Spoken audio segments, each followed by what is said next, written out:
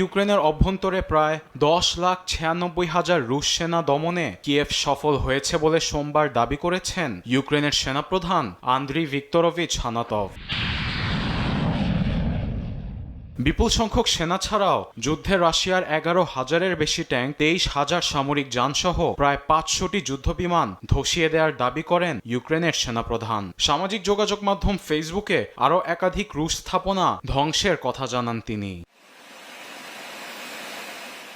এদিকে শান্তি চুক্তি অর্জনে পুতিন জেলেনস্কিকে আলোচনার টেবিলে বসাতে তৎপর মার্কিন প্রেসিডেন্ট ডোনাল্ড ট্রাম্প। একই সঙ্গে ইউরোপকে রাশিয়ার উপর নিষেধাজ্ঞা আরও কঠোর করার আহ্বান জানান তিনি।